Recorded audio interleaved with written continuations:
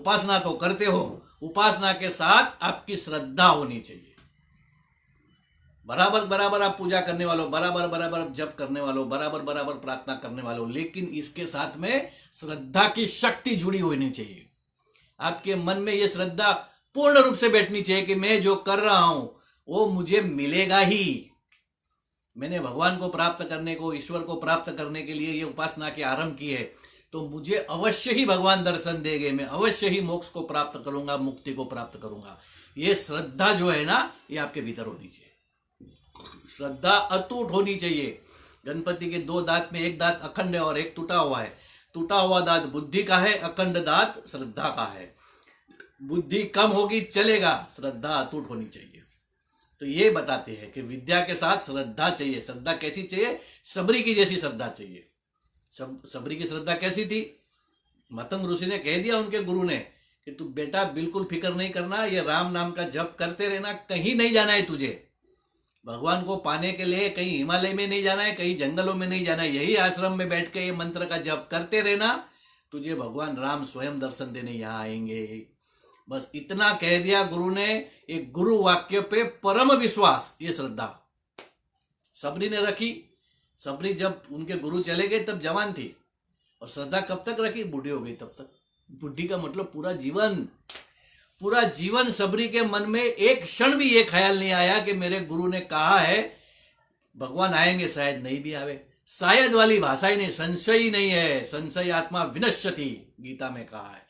संशय जरा भी नहीं, भगवान आएंगे तो आएंगे ही। और आए दंडकारण्य में जब भगवान आए राम, तो सबरी के आश्रम में, मतंग ऋषि के आश्रम में आके स्वयं सामने से दर्शन दिए।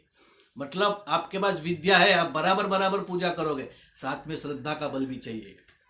श्रद्धा का बल होगा तो आपका जो कर्म है ना और उत्कृष्ट से होगा। और श्रद्धा कैसी चाहिए? अखंड चाहिए, बीच में टूटनी नहीं चाहिए। आप उपासना करते हो और आधे रास्ते पे आ गए, आपकी श्रद्धा डगमग गई, ऐसा नहीं होना चाहिए।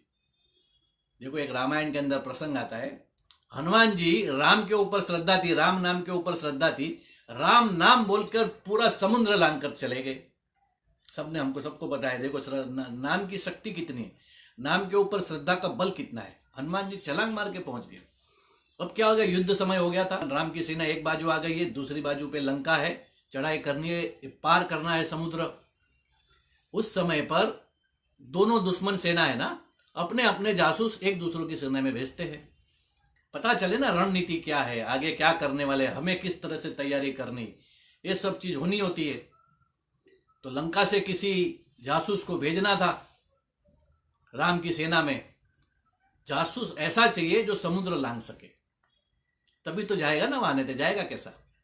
तो समुद्र के ऊपर चलने की विद्या विभीषण को आती थी। तो कहा विभीषण को भेजो। विभीषण ने कहा कि मैं अवश्य जाता, लेकिन मुझे कुछ काम आ गया है, इसलिए मैं नहीं जा पाऊंगा, अब और किसी को भेजो।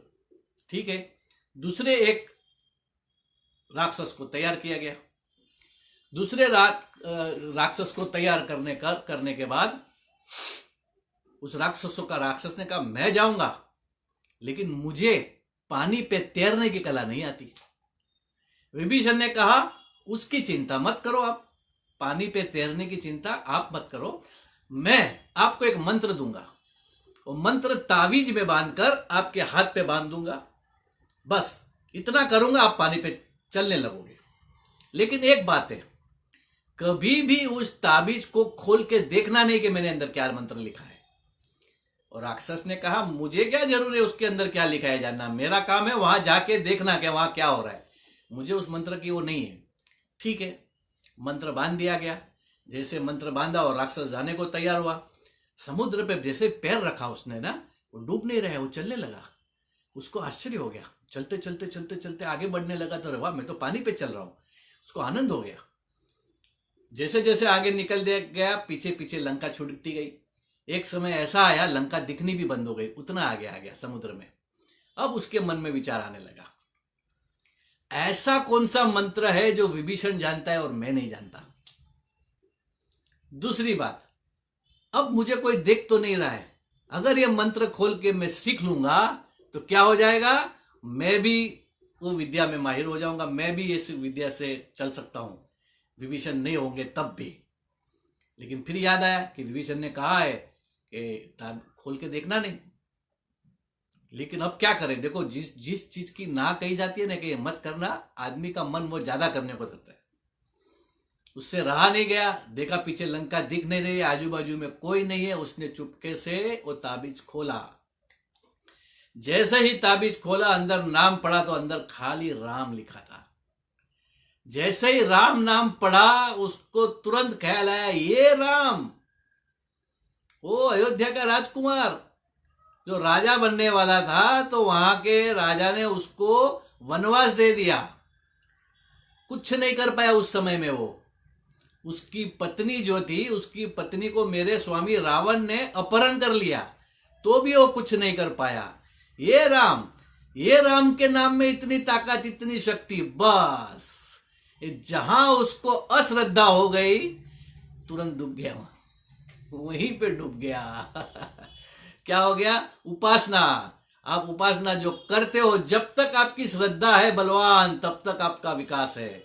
जैसे ही आपकी श्रद्धा टूटी, संशय आया, विनश्यति, नाश हो गया। वैसे ही वो राक्षस डूब गया और वहां समाप्त हो गया।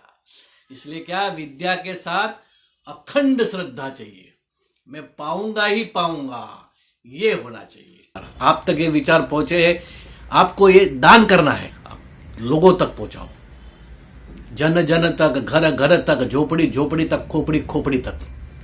हमको क्या करना है? हमको तो खाली बटन दबा के फॉरवर्ड करना है। शायद किसी को लागू पड़ जाए और नर से नारायण बनने की प्रेरणा मिल जाए, तो वो पुण्य आपका होगा।